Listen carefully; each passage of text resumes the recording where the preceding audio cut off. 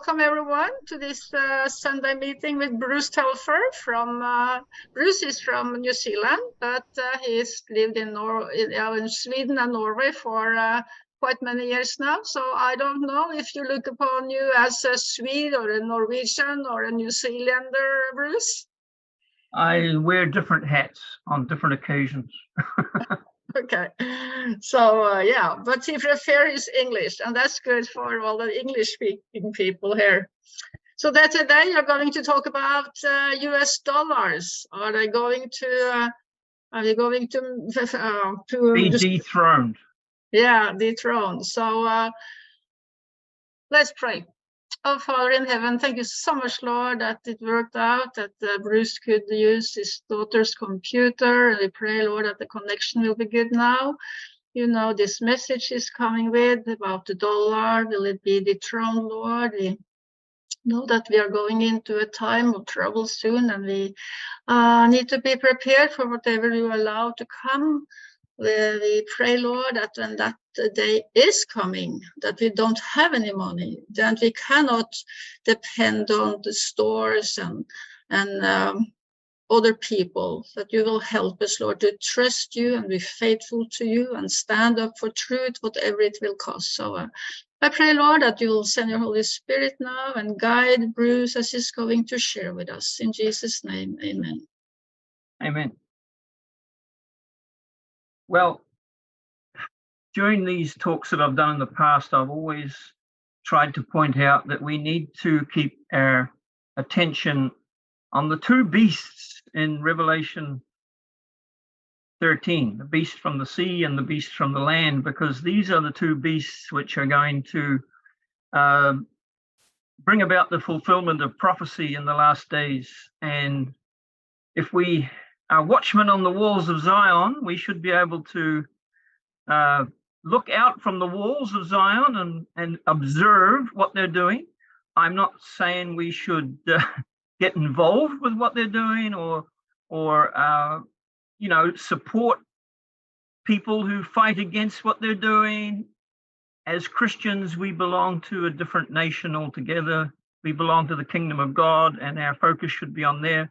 But nevertheless, these two powers are plotting against the kingdom of God. So we need to be aware of what they're up to and what they're doing. And the US dollar is the whole foundation and basis of their power at the moment. And this is what I would like to try and explain. But it's also simultaneously at this point in time under threat.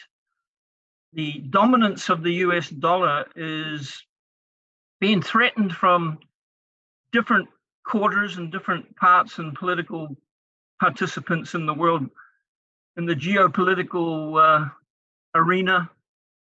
For example, the BRICS nations are going to meet together at the end of next month, not August yet.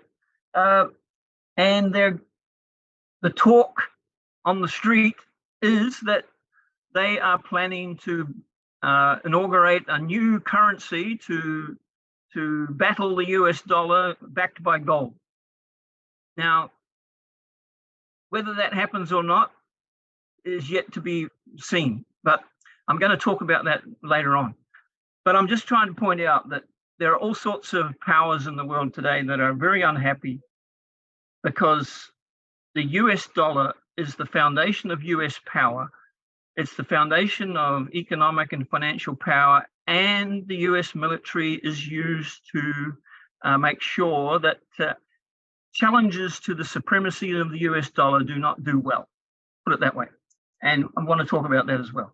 So with that as a sort of an introduction, I would like to look into the history a little bit and explain what has been going on in the past, because then we will understand more about what's going on in the present. It's always the case that the present is always determined by the past. And I want us to be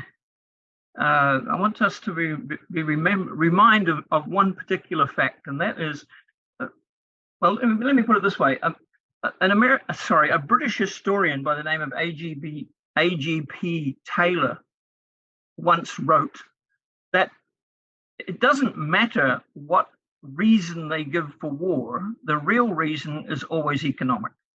It's always to do with money. And because money provides the dominance. And money, if you can control the money, then you are going to have an empire. You see, the reserve currency of the world has always been the currency of the current empire. It used to be Portuguese, believe it or not, and then it was Spanish. I mean, I'm talking about the reserve currency of the world that people preferred to use in their trading. And then it was, believe it or not, it was Dutch guilders, and then British pounds, and now it's the US dollar. And this gives the people who produce the dollars, it gives them enormous power. It's the basis of the so-called American dream. And that is why people flock to America, because they perceive that if they want to be, better off in the world, then they need to go to America. It's the same with every empire. You remember what the saying says, all roads lead to Rome? Well, that was because all the people in Roman Empire times wanted to live in Rome. And we have the same situation with America. So with that in mind, let's look at some wars. Let me give you one example of the real economic reasons for wars. In the First World War, the reason why Britain and Germany had to go to war was because they were competing economically. One of the things that Germany was doing was building a railway from Berlin to Baghdad, which means that the Germans could trade with the rest of the world without going through the Suez Canal, which the British controlled. And the British were very upset about that because they saw that they were going to lose economic power. And so this is one of the many economic reasons why they went to war. So with that in mind, let's talk about the First World War and the Second World War. The currencies of most nations at that time were backed by gold. And but this was very inconvenient for the nations at war, because there was never enough gold to produce the money that was needed to fight the wars. And wars are very expensive, and every country who goes to war needs lots of money. And it's often the case that the one who has the most money wins the war.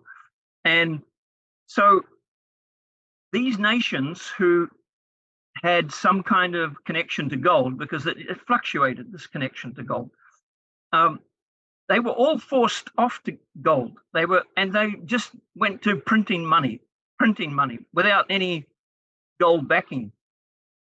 And so when the Second World War was coming to a close, the nations that were winning the war were assembled together at a place called Bretton Woods, and they came up with this idea of how to organize the finance and the economy of the world after the war was finished. And so it's called the Bretton Woods Agreement. It was in a hotel resort in New Hampshire in the United States. And it's sort of gone down in history as a very prominent feature of the post-Second World War financial and economic system. And the basis of this agreement was this: all the nations of the earth would go off the gold standard. The only country that would not go off the gold standard was the United States of America, because apparently America had most of the gold. And so, but that didn't mean that the currencies were going to be backed by gold. What it meant was the other currencies of the world were going to be linked to the American dollar for their value. And the American dollar would be backed by gold. Now, the agreement was that if nations of the world accumulated too many American dollars, then they could go knocking on the American Treasury door and say, we have too many dollars, we don't want all these dollars, give us gold. Now, that was supposed to be a deal that the Americans would honor. Well, That's the Bretton Woods system. I hope you understand that the nations of the earth could demand gold from America if they had too many US dollars. And they had too many US dollars if they didn't need them for trading, you see, because that's what the world was doing. They were trading with each other with US dollars. That's the convenience of a world reserve currency, that you have something that everybody has in common to trade with. Otherwise, you have a very confused system.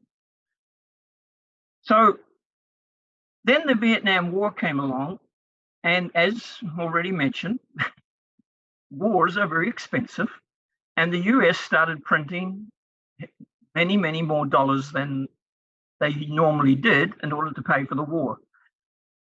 Now, the thing about currencies that people need to understand is the more currency that is produced devalues every other piece of currency that's already in the marketplace. It's a bit, let's say, for example, you've got 100 oranges and you sell them for 10 cents each. No, you sell them for $1 each. And then somebody comes along and says, I've got 1,000 oranges and I'm going to sell them for 10 cents each. Well, that means that the ones that are valued at $10 now have to be devalued, you see, because there's more oranges on the market. And that's what's happening with the US dollar. And the US dollar is starting to slip in value. So France was the first country that came knocking on the door of the US Treasury and say, we don't like the slide of value in our American dollars that we're holding. We want the gold that you promised us. And America said, no. and many people who look at this objectively, they say what that meant was America was bankrupt. Seriously, America was bankrupt. It's just that when we go bankrupt, there are usually serious consequences. But when nations go bankrupt, it's usually something that's swept under the carpet. But America reneged on its obligations. America could not pay its bills, put it that way. And the nations of the earth sort of gulped and they went, oh, okay. And they couldn't really do much about it because America was the guarantor of world security against the Soviet Union at the time. This was the time of the Cold War, and it was very intense. So they sort of let it slide. But what happened now was Nixon was the president at the time, and he announced, we're closing the gold window. We're not going to allow any gold out the bank window anymore, like they ever did. And so now all the currencies were now going to be balanced against each other. In other words, the value of currencies would go up and down, which caused a lot of speculation and caused a lot of confusion. So in other words, the dollars could go up in value, they could go down against the British pounds, and that's the situation we still have today. It's a very confusing situation, but it's as a result of the breakdown of the Bretton Woods system. Now, did it help with US dollar? No, because the US dollar, because there were so many of them around in the world, was still losing its value against the other currencies of the world. And so America had to do something in order to save the dollar and to save its hegemony over the world, save its empire, to save its face. So they came up with a brilliant scheme. And this scheme is generally attributed to Henry Kissinger. Now, America already had a favored relationship with Saudi Arabia. And Saudi Arabia at this time is becoming into focus as the greatest source of oil in the world.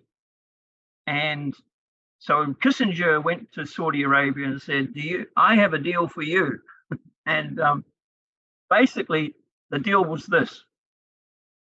America will guarantee your security. America will guarantee your stability in the world, will protect you against all enemies we require only one thing in return, and that is if you insist on selling your oil for US dollars and for no other currency. And Saudi Arabia agreed. And part of the deal was that because Saudi Arabia was so prominent in the OPEC, which is the Organization of Oil Producing Nations, was so prominent in OPEC that they were able to persuade all their OPEC mates to do the same thing. So everybody is now accepting US dollars and no other currency for their oil. So this had major consequences. America's dollar now goes from being backed by gold to being backed by oil. Every nation on earth had to earn American dollars first before they could buy any oil. So they had to ship products, much of it to America. And what does America do? It simply prints dollars in order to get the products. Now the nations of the earth have dollars in order to buy their oil and in order to trade with each other.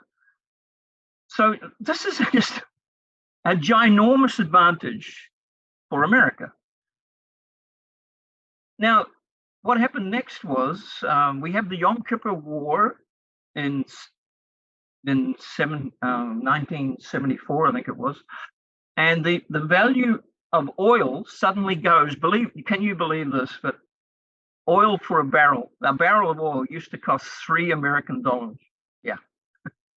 After the Yom Kippur War, the value went up fourfold to $12. Imagine that, $12 a barrel. But this was a quadrupling of the price of oil.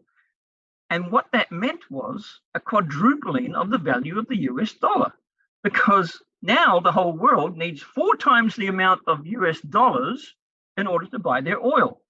So America can now print much more dollars. And so there, you see, and the oil price has, as you know, has gone up and up and up ever since, which means more and more dollars can be printed. So America is now back on top, and it seems like the future is going to be America's. Many people, when the 21st century happened, many people were saying this is the American century, because America seemed to be the boss of everything. So in order to understand what happened next, we need to go back a little bit to 1953, to the coup against the democratically elected government of, at that time it was Persia, which is Iran today. And Prime Minister was a man called Mossadegh. And Mossadegh, he was an Iranian nationalist, and he nationalized the oil companies which belonged to Britain at the time and kicked the British out.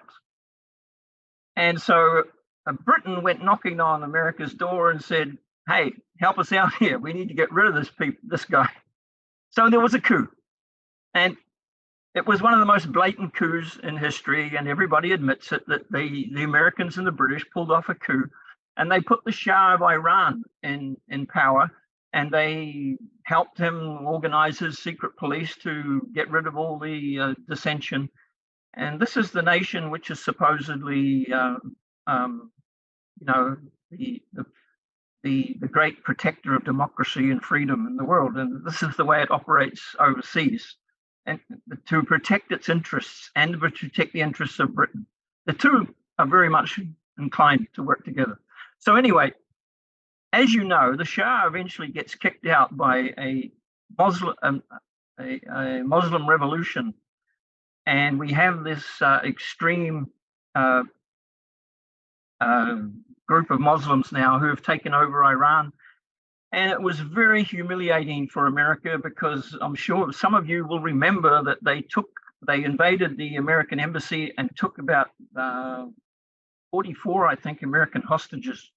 and America tried to rescue them, and the whole thing collapsed in an Iranian desert. Everything burst into flames, and several servicemen were killed, and the Iranians refused to hand over these hostages, and they were nearly hostages for nearly a year or more. And this, of course, totally upset the superpower America.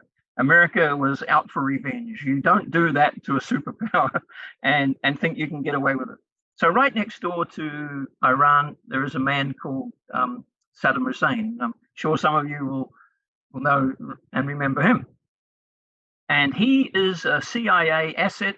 He's an agent for the American government.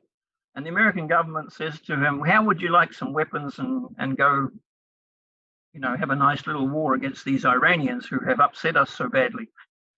And so they did. And Saddam Hussein, like a good little boy, goes and attacks Iran. And America supplies weapons to both sides. Yes, both sides. And if you don't believe me, this is the scandal that they call the Iran-Contra scandal. And you can go Google it. It's all there. It all came out in Congress that they were supporting both sides with weapons. Kissinger said, I hope they slaughter each other. And they did for 8 years.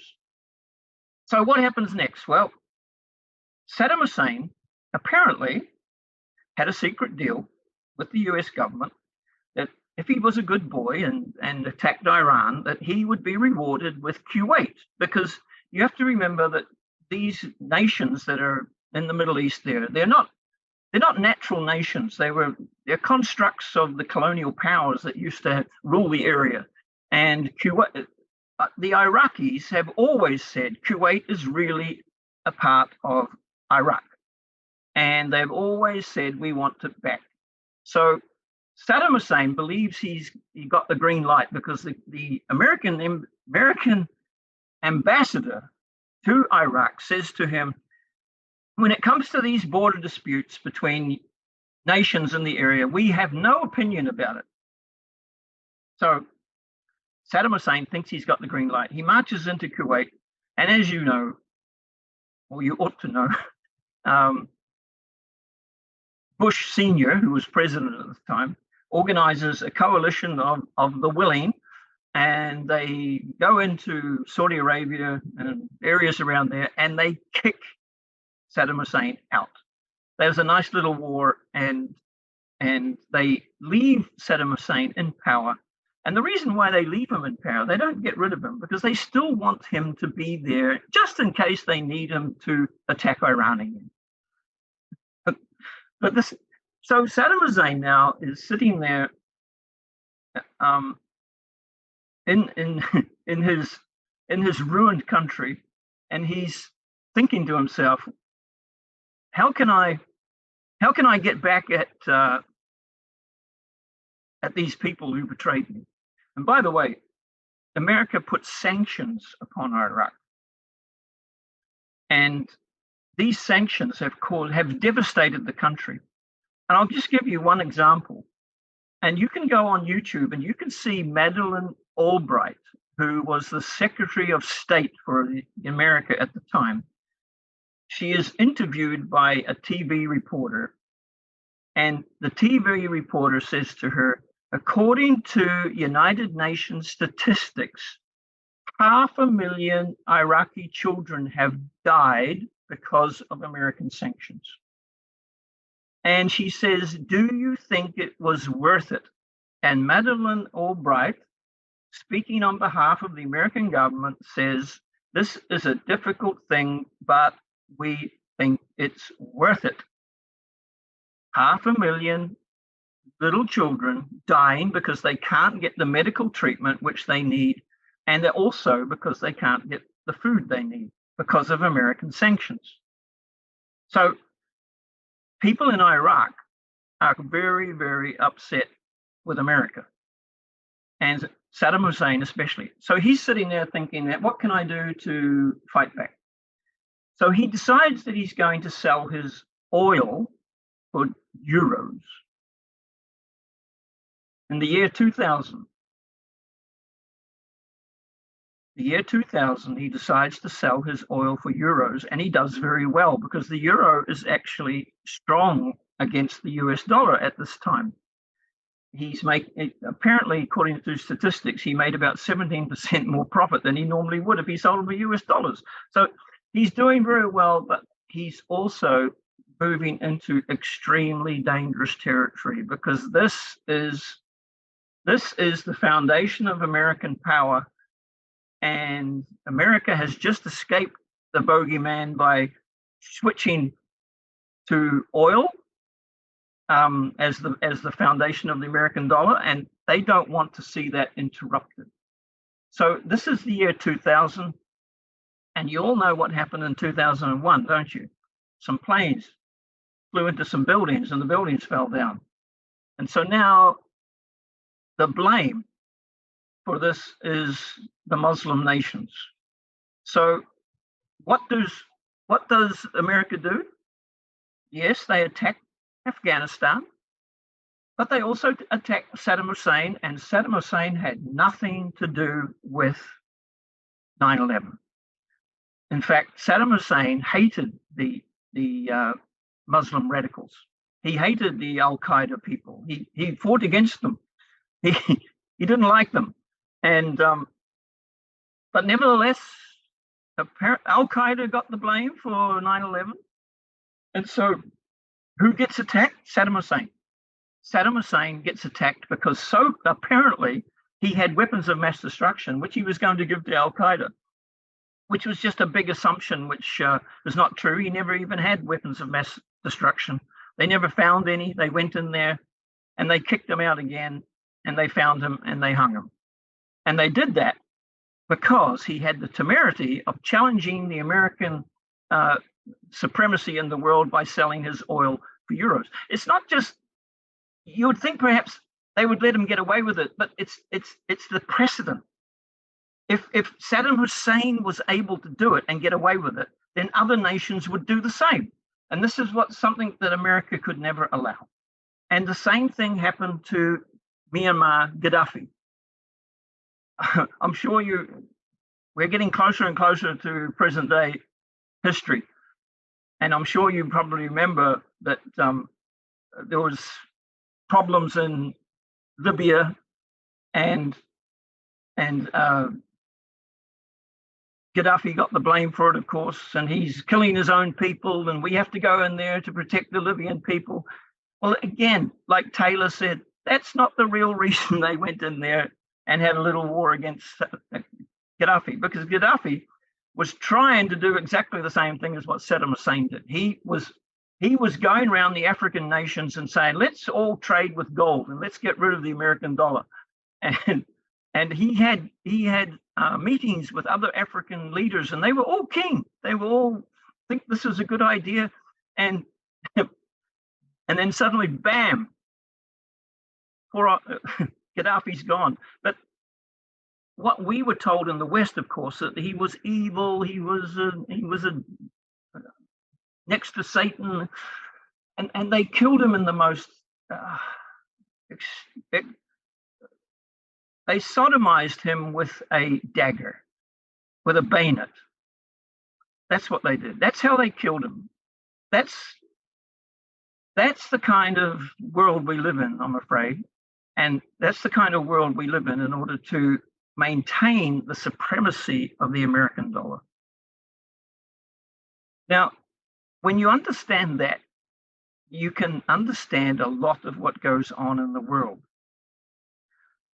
The reason why we have a war in, oh, by the way, I forgot about Syria. Syria was a country that had to get out of the way because of oil pipelines, and the Syrian president was very friendly with Russia, and he didn't want to harm Russia, the Russian oil industry, by helping America. So that was just one of the reasons why he had to go. And of course, Russia came to his aid. which means now that Russia has to be punished because Russia is the bugbear in the system at the moment, and so we have to have a war with Russia. But let's not send American boots on the ground and let them die. Let someone else die. Let the Ukrainian people die. I'm sorry, but this is the reality of what we're faced with in the world, and we have to own up to it, because it's the American land beast who is going to put the sea beast, the Roman Catholic Church, on the throne of the world, and they're doing it right in front of our faces right now. But the war in Ukraine is not going very well, and so they're going to have to come up with some other kind of emergency. Now, this is how the system works. We have one emergency after another in order for America to corral the nations of the earth into cooperating with whatever solution is put out there to solve the crisis of the earth. Now, if they rely on people not having good memories, but if we go all the way back to the 1970s, we were all going to die in a new ice age. Yes, we were. It's even on the covers of Time magazine.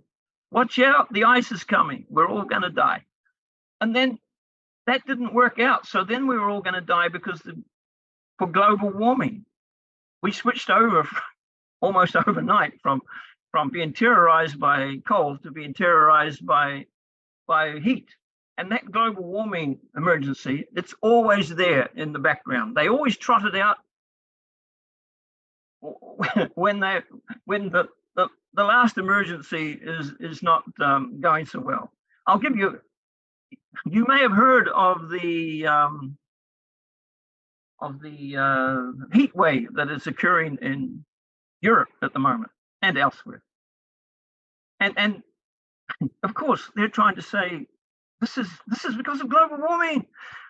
And believe it or not, the UN Secretary General recently said we've reached the boiling phase. You know how they've managed to create this latest emergency? They've changed the way they measure temperature. In the past, temperature was always measured in the atmosphere. You always had thermometers in the shade underneath something that's shading it. But now they've changed from using satellites, which measure surface temperature. And there's always a huge difference between surface temperature and atmospheric temperature. And that's how they've concocted their new little scam about we're all going to die from global warming. But they're not the only things. We have the ozone layer. Do you remember that one? We're all going to die from cancer.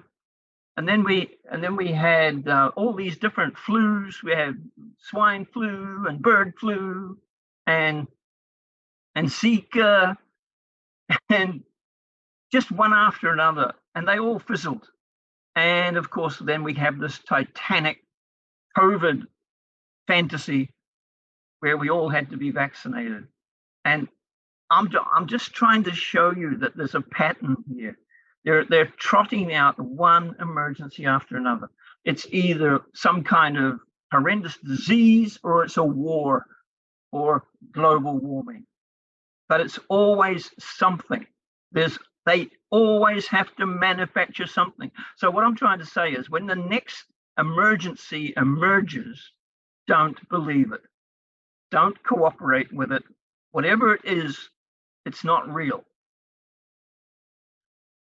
There may be some, natural disasters here and there, which are actually on the decrease at the moment. There's not been many hurricanes in the world recently, but I think, and I think the next emergency at some point is going to be an alien invasion.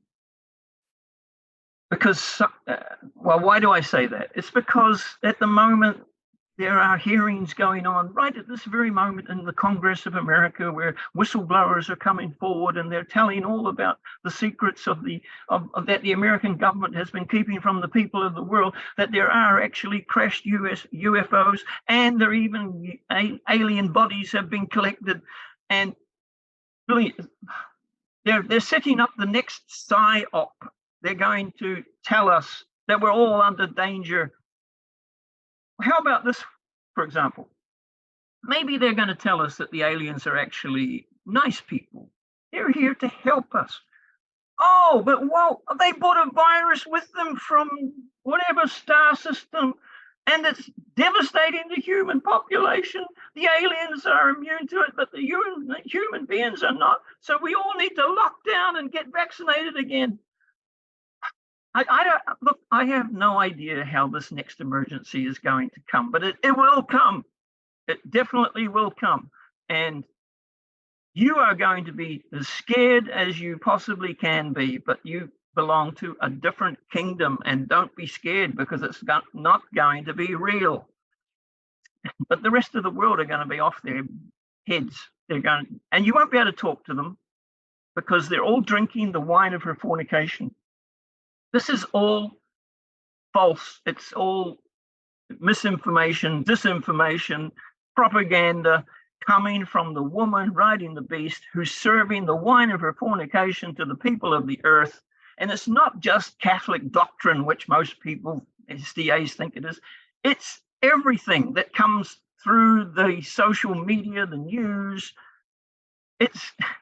It's propaganda to manipulate people's minds to go along with the official narrative, whatever the official narrative is. Let me try and explain. One of the official narratives that's been around for a long time is evolution. Now, you, as Seventh-day Adventist Christians, you don't believe that. You've been able to see that that's just propaganda. You've been able to see that that is misinformation, disinformation. It's satanic. It's not true, but it's the foundation of modern science today. That's how official narrative it is. And if scientists don't subscribe to it, they can't be employed. Their careers are ruined. They have to subscribe to this nonsense, even though some of them are brave enough to speak against it. But nobody listens to them. Nobody hears them.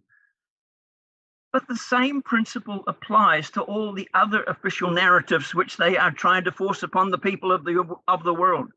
It's all propaganda. It's the wine of her fornication. I'll give you another example, which Americans understand very well. They're drinking the Kool-Aid. I'm sure you remember this guy Jones, who took a whole bunch of people down to South America, and they all committed suicide because he put poison in the Kool-Aid, and he forced them all to drink it. And they all died. Nearly 1,000 of them. And that's what people are drinking. They're drinking the poison Kool-Aid still today. So that they can't think straight. And that's why whatever emergency they come up with, the people are going to swallow it. They're going to drink it. And they're going to be coerced into doing whatever the establishment want them to do, just like they have with the previous one with COVID. So the whole point of this is to keep the American dollar as the supreme currency in the world, because that's the foundation of American power in the world. And American power in the world is going to create this establishment called Babylon the Great, and it's going to construct it on behalf of the Roman Catholic Church, and everything that we believe is going to happen, and it's all going to be because of the strength of the American dollar. Now, let me just try and explain something. The rest of the world at the moment are trying to escape the clutches of the American empire. They think they're going to do it by creating a a separate currency and trading in their own currencies. Saudi Arabia has already escaped from the grasp of America, and that amazes me in itself, because America, the Saudi Arabia is the foundation stone of the American system, gaining its value from oil. But Saudi Arabia is already trading its oil for Chinese yuan. And other nations are coming on board and doing the same thing. Now, somehow America is going to have to stop that. Just like they did with Saddam Hussein and Gaddafi. So they're going to have to pull something out of the hat. A real rabbit out of a hat. And I think it's going to be an alien invasion. But I look, it may not be an alien invasion, but it will be some kind of other emergency. If it's not aliens, it'll be something else. The BRICS nations are supposedly trying to set up a system backed by gold, but it's going to be extremely difficult. For example, all of these BRICS nations, it's not just, many other nations are trying to join the BRICS. But who's going to hold the gold for a start? You know, are they going to trust one another with somebody holding the gold, or are they going to hold it collectively? What currency are we going to transfer into the gold, and vice versa? Look, the world economy is built around everybody selling their stuff to America, and America prints dollars to pay for it. All America needs to do is say, if you want to trade with us, you have to use American dollars. And that means the BRICS and their gold-backed currency is not going to be viable, at least trading with America. They can trade with each other. So what we're seeing at the moment is we're seeing a war, a currency war. The nations of the earth are involved in a currency war right now. And it's yet to be determined who's going to win. But you know what prophecy says, don't you?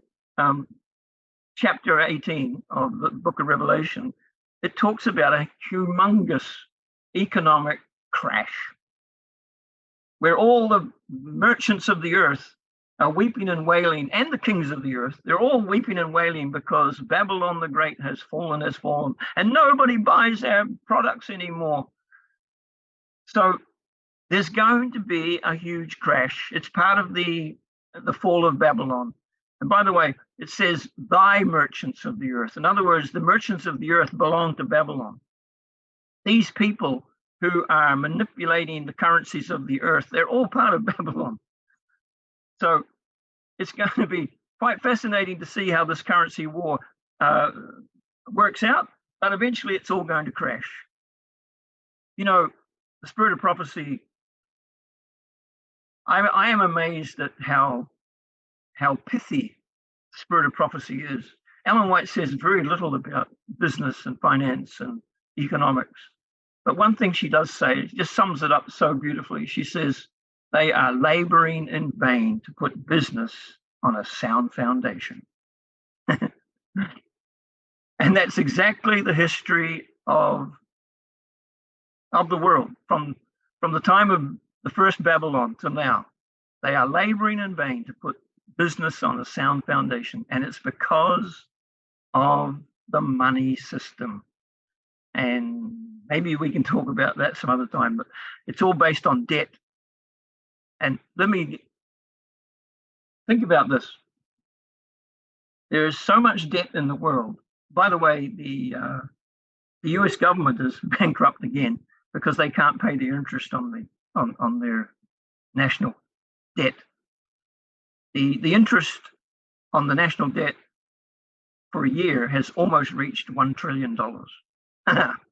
And it's impossible to pay it. Seriously, these debts. And that's just the American government. Then there's all the other governments of the earth and all the people of the earth. Think about this. If all the and this is why they are laboring in vain to put business on a sound foundation. Think about this. If all the debt in the world was paid back, there wouldn't be any money left and we would still be in debt. Think about that for a second. So what I'm trying to say is the debts are impossible to pay. And that's the reason I don't want to get too involved, but the reason why is because when they create money, it has to be borrowed into existence. Borrowed. Someone has to borrow it at an interest rate.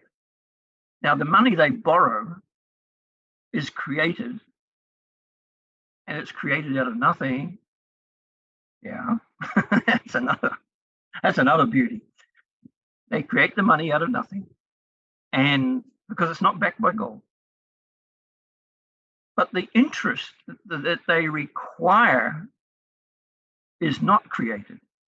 So there's always more interest payments to be paid than there is money in the world. And that's why they are laboring in vain to put business on a sound foundation. And I want to leave it there. What I want to say is that, to finish with, is to say that be reminded Taylor's statement, whatever reason they give for war, it's always economic.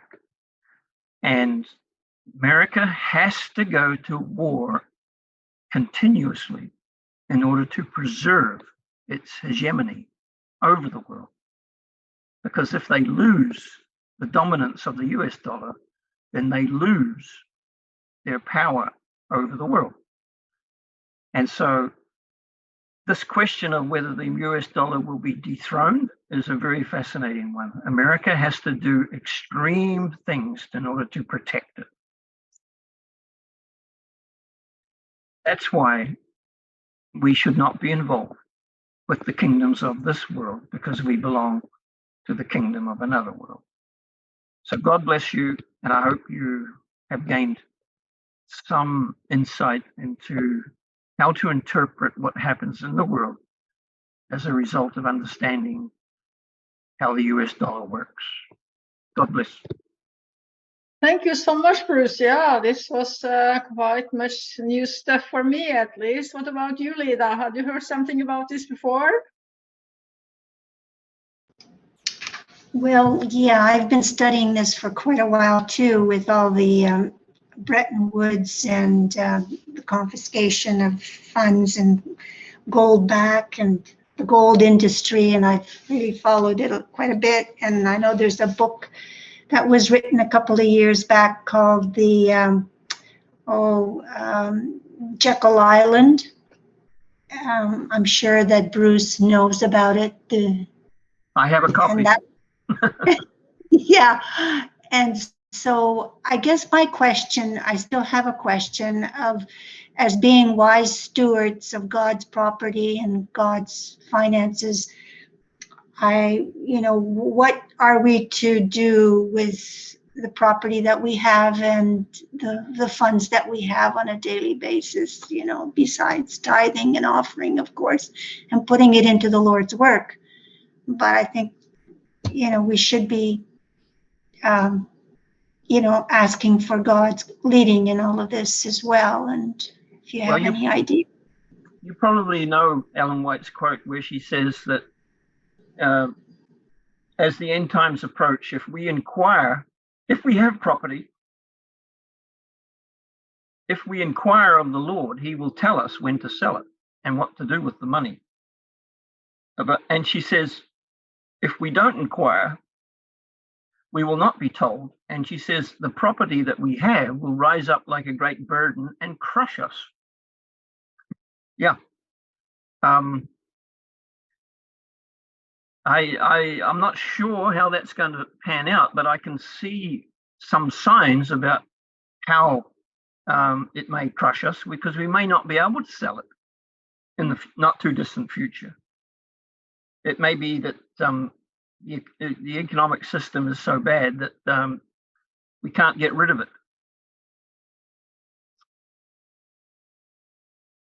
But if you have moved to the country, you know, you want to have that property. I mean, Oh, yeah, well, that's different. That's different. Well, even there, I'm sure you also know, she says we have to leave. There are three defenses. She says we must leave the cities. For a short time, we can stay in small towns, but then we have to leave to the country. And the last bastion is the mountains. so what do you consider a town? You know, is when you compare to some of the towns in the States. To be honest with you, I wouldn't even bother with the towns. I'd go straight from the city to the country. And by the way, it's interesting that in America, many people are doing exactly that. People who are not even Christians or Adventists, so they are leaving the cities in droves and going to other cities. Usually, people going from blue states to red states, you know, and people from red states are going to blue states, depending on your political and social perspective. You know, if you're a transgender person, you don't want to stay in Florida, for example, or Texas, so you move to California, and vice versa. So, I was trying to transfer some money from Norway to the States a couple, 3-4 days ago, and the bank stopped my transaction. And then they came up with lots of questions. Where do you know this person from? What shall I use this money for? And I don't remember, I think it was 4 questions. And I thought, wow, this has never happened before. And the same when I was going to send money to Denmark. So now they are trying, I don't know, they say it's because of security. And that can be a part of it because it's so many people who are thieves and somehow manage to get into our user accounts. But don't you think it's more control, and it's probably it will end that we won't be able to send money over to States or to other countries? Or Oh, absolutely, because there are many things happening that pointing towards what Adventists are so well aware of. You won't be able to buy and sell. That's one of the things that we are very prominent about, and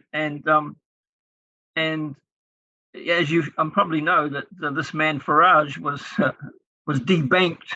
They closed his account, and of course there's been a big uproar about it. But it's obviously something they want to do. They want to close the bank accounts of the people who don't go along with the official narratives, and they got caught out, and people have been punished for doing it. But this is obviously where they want to go. And for example, not being able to sell your property, and it comes such a great burden that it crushes you. Well, how do you sell a house if you don't have a bank account? It's how do you buy and sell anything without a bank account? That was exactly what Michael told me, that if you somehow, I don't remember now the wordings he was using, but if you somehow behave a little bad when you somehow cooperate with the bank, they just close your bank accounts. Yes. So better, I thought, when I just have to be very, very kind when I answer them. Of course, we should always be kind. So, yeah. Well, Vern, please. Vern? One comment of yours, I'm sure you're familiar with this. I'm sure Bruce is familiar with this, but your comment about them questioning you. This has become very commonplace in the last couple of years here in North America. You cannot move more than $1,000 without answering those questions unless it's between your own accounts. They say it's to protect from supporting illicit business and terrorism. I won't speak of any names, but I know of people in our organizations over here that have had their transactions to mission work blocked by PayPal and others by getting personal phone calls at home. I know one that got a personal phone call at home and asked, we see you transferring money to this organization in another country. We'd like to know what you're sending that for. He thought it was innocent enough. He said, well, there's a mission team over there and we're sending funds to support the team and buy materials and stuff. They said, that's against our contract. Your account is closed, and they closed his account. and won't allow him to transact any business now because he was supporting a religious organization in another country. It's considered terrorism. And Yeah. so this one, I'm sure and you may want to comment on this, Bruce. There's two things that happen here, I know, in Canada and the US. If I go down and put $1,000 in the bank, people wonder, well, why was the bank working so hard in years past to get you to put that in when they're only paying you like 1% or 0.5% on it? Well, that's not the story. Every $1,000 you put in, they can borrow $10,000 from the World Reserve at a lower rate. They buy it get it at the prime, and now they can loan that out to others at much higher rates, and you're actually the one funding all of that because this is what allows them basically to print money digitally. Now they're doing this in a new way here with this new federal digital currency that was advanced out of New York that started July 1 there, that they're pushing everybody to register for. They started this plan 2 years ago when all of a sudden we were restricted to maximum transactions of $2,000 from our account to anybody electronically, whether business or private. Used to be there was no limit on it. And they said it was to protect us from our money being scammed so that there was a limit that could be scammed. Well, interesting enough, now that this new US digital currency is being introduced, one of the things they're advertising with, there will no longer be daily limits on transactions because the level of its security. So you see, they created a problem, Hegelian dialectic, that didn't exist. Yeah, sure, there was crime going on. That crime will continue to go on. They don't always use the banks, right? They still get people with suitcases of money going through the airport. All of these things, it's always a trouble setup, thesis, synthesis, the whole Hegelian dialectic comes along, happening at such a level that people are bowing to it. And so now when they see, oh, well, I don't have to deal with this $2,000 a day limit anymore. I can simply get one of the digital accounts and I have no limits, and that solves their problem. And so create a problem, provide a solution. And yet in so doing, they've just moved anything they did have into something the government 100% has control over. Whereas the private banks and all these things, they can't control them. They get pushback on them. And so they either collapse their currency system completely, which they don't want to do because that's their circle, or they create a new system and get you to move into it with cookies, candy, and maybe you want to comment on that, Bruce, because that's what I see from our side here. And just to tell you how influential they can be in this, I do a lot of corporate finance. I have a fair bit of influence there because the amount of business we do. And I had an individual leaving for a promotion within the banking system. And the individual said to me, is there a last favor I can do for you? I said, well, I don't like this $2,000 limit. It really hampers me $2,000 a day until I get it all moved to do a business transaction. Well, yeah, I can fix that. I said, could you fix it on all my transaction accounts? The individual said, yes, I can. I said, thank you very much. I don't have that limit now. And I didn't have to comply. That was over a year ago because I got what they call professional favor, right? And I didn't ask for that favor in particular. I got asked if I wanted a favor. There's always a catch, right? You got to do business with them to keep that favor. You must be in good favor in heaven. Well, the thing that bothers me about it, Bruce, is they don't think you realize there's a hook. And at the time when I said yes, I realized the hook. The hook is now that if I want to move to a competitive bank, I will lose that favor and I probably won't get it there. So they use those hooks to keep you in the system. But they say that it's actually supervised by the Securities Commission, which they're not on. So it's, they take advantage of things and they add to it. They, what I don't know what you would use in your languages over there, but they bolster their position with false additions, kind of like us adding unlawfully to a doctrine by producing evidences that really aren't straightforward, by bending the word. Go ahead, talk. I'd like to hear what you have to say, Bruce, from your side. Well, you mentioned many things there, but one of the things you let out of the cat out of the bag is how they create money out of nothing. Henry Ford is famous for saying, if people truly understood the banking system, there would be a revolution tomorrow, because they would understand how iniquitous it is and how it is designed against them for the purpose of enriching the bankers and whoever owns the banking system. You mentioned about how the $1,000 was deposited and they were able to lend out approximately 10 times the amount of money deposited. It's called fractional reserve banking. And the fraction is determined by the central bank. The central bank controls or supervises all the other banks. And the purpose of the central bank, like the reserve banking, the reserve, what do they call it? The reserve. What's the reserve? The bank in America, reserve what? Federal Reserve. Federal Reserve. Yeah. It's not federal. It's not reserve. But anyway, all central banks, the purpose of them is to coordinate and control all the other banks by coordinating the how the system works, and they're the ones who decide on the fraction, and usually it's around 10%. So they have to have, let's say they've got $1 million in deposits, so that's their fraction that they have, and so now because of the fraction, they can now lend out $9 million, and they create that $9 million out of nothing. They simply, when people come in for a loan, say for example a mortgage, they don't hand over. Say for example the mortgage is $500,000 or something like that. They don't hand over $500,000 in cash. They simply open a bank account in the person's name and put some numbers in there, 500,000, and that's how they create the loan for the people. The people have to, it has to be borrowed into existence, and then they charge, well, 5%, 10%, sometimes even as much as 20% interest on that loan. And 22.5 in 1981. Yeah, that's how they create the money, and it's created for the benefit of the bankers themselves, to the detriment of everybody else. And that's why Ford said, if people truly understood, there'd be a revolution tomorrow.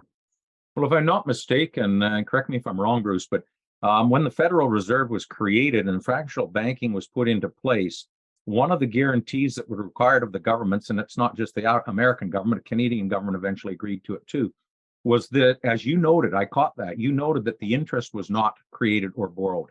That is because, if I'm not mistaken, they were given the right to collect that through bailouts from the government, from the taxpayer. In other words, the taxpayer that apparently supposedly benefits from this will pay that when the government can no longer make the interest, when the system can no longer make the interest, which we saw from 2008 on, where the banks got bailed out by the governments. Oh, now you've opened up another can of worms, because you're probably aware, I don't know whether you are aware or not, but income tax was something that's relatively new in the political, economic, social framework of the world. There never was an income tax until the Napoleonic Wars in Britain, when Britain said, "Oh, come on, you patriotic English people, we need some extra money to make sure we can defeat Napoleon, and it's only going to be a few pennies." Of course, the few pennies mounted up and up and up and up and up until most people are paying in Britain I don't know what it is, but it's ginormous.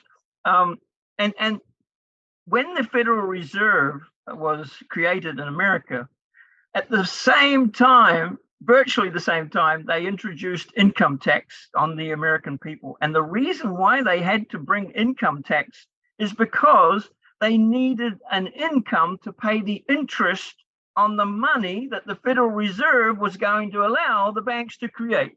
So the reason why people are paying income tax is to pay the interest on the loans. Seriously. Thank you for confirming that, because that was my understanding, but I only see the Canadian side, because I've talked to my grandfather before he passed of this. He owned businesses in the central part of the prairies during the dirty 30s. And there was no tax prior to the war. It was put in place to cover roads and the war measures, and it was supposed to be repealed and removed after the debt was covered. But then, of course, they just kept amending and adding, and now we have taxes on everything in the form of permits and income tax. So you've just confirmed that is what I suspected, same principles that came, as you said, whoever is the currency global currency, everybody else makes laws to pipe to the piper's tune. So per se. So thank you for confirming that, because I knew that was the case in Canada, that our income taxes, in fact, if you ever sat down, and I did a brief study once and did just a demographic localized for our province, where I could know what people made on average and stuff, and added up, the funds collected by the government far surpass any maintenance costs and stuff they would have on highways and stuff. They collect that in road taxes and everything besides. There's a lot of money leaking out the cracks somewhere. And I've suspected for a long time that it was to cover those agreements they'd made with the powers that be, because I don't believe government is powers that be. I have a book here on my shelf written by Sir John A. Macdonald, our Canadian founder, basically, of the way things work. And he used to stand on the street corners and hand out $5 bills back when a day's wages was 25 cents if you would vote for him. And it was lawful to do so. Pandering to the government was lawful. It was your way of saying you supported and understood his conduct. And when I read that book, I was stunned, because I remember high school education of history and how things came back, but I hadn't seen behind the scenes. And if I didn't know this book was written as a biography about him, I would question it. But it's not just a novel, it's a book about the man's history. And it tells us how it was done. And as you said, if people knew how these things were founded, they would scream. But back then it was quite acceptable. You lined up behind your employer and he watched to see who you voted for. That's why we brought in the secret ballot, because up until then, if you wanted to keep your job at the mill, you better vote for his candidate, because his candidate was giving him money. Well, can I put another arrow in your quiver? Because, one of the most fascinating things is when they brought in the income tax, they've been writing the tax manual. This applies to America. I don't know about other countries, but they've been writing the tax manual ever since. And the tax manual is for the Inland Revenue Department, or whatever they call it in America, the IRD or IRS they call it. So they have this tax manual, and it's several thousand pages of not.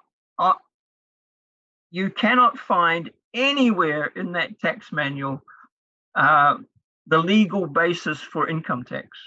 It's not there.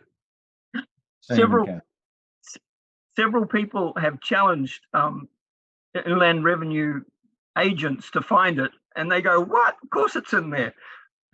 And then they go to their superiors and say, "Where is it in the tax manual?"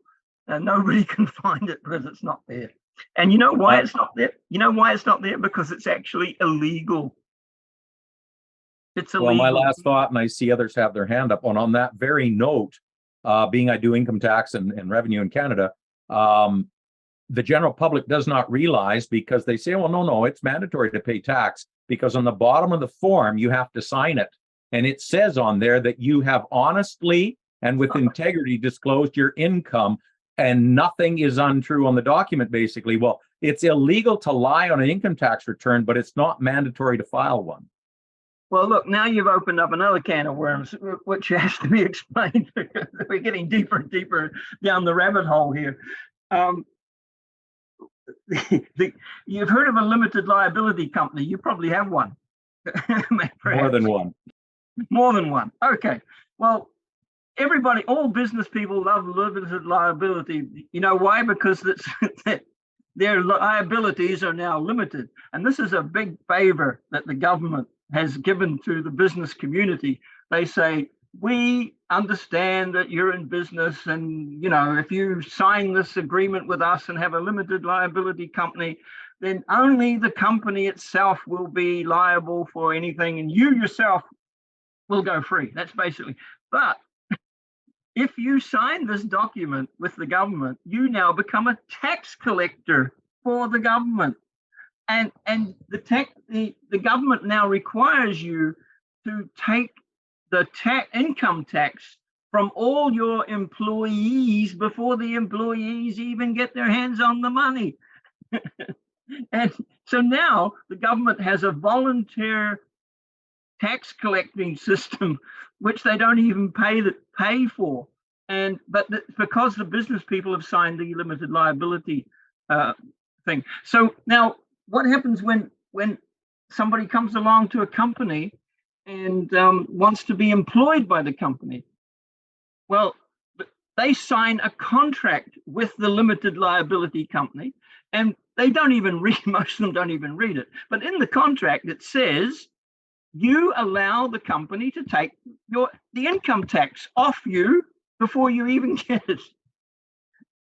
And so that's how they get around. That's how they get around the illegal nature of income tax. They've constructed a whole new legal basis for income tax, which avoids the principle that it's illegal to start with. And it's illegal right from Bible times, because God actually said lending money at interest is illegal. He said it and what it means is it means slavery.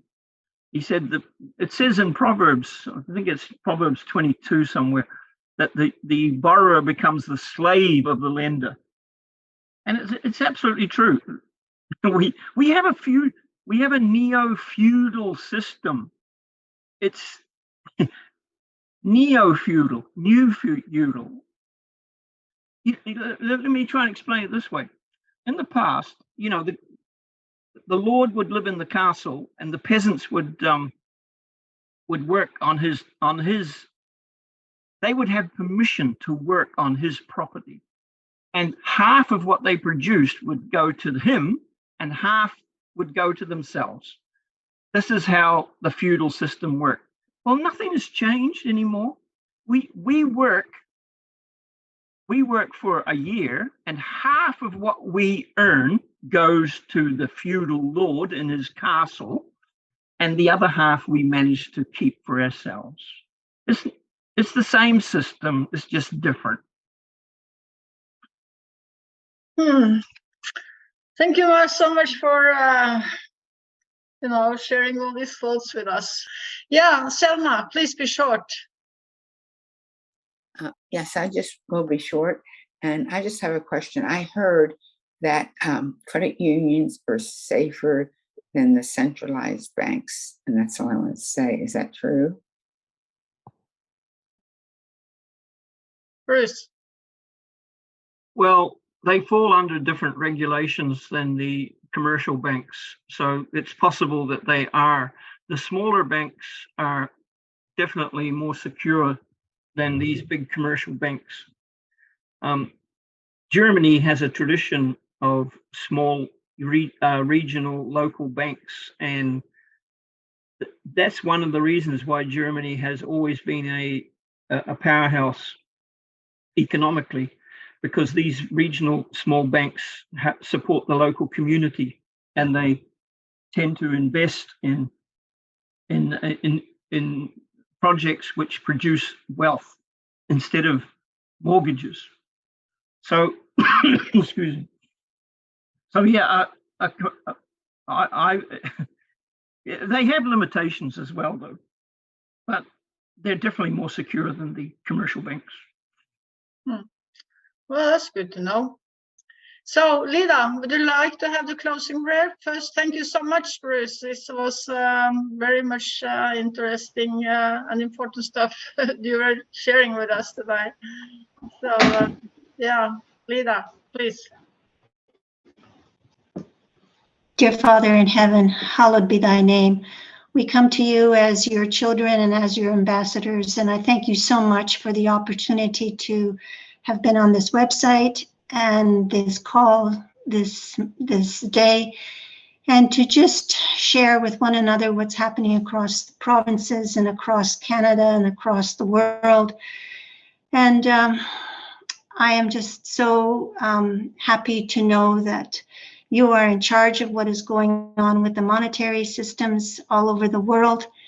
And we just pray that we will be faithful to you, knowing that you have your hand over all of us and over everything, because you have promised that the faithful will be saved and will be blessed. So I pray for each one here, and that we will continue to have the wisdom and the knowledge, and with lots of prayer for our families, to know how to instruct them and how to be your stewards in all of these affairs.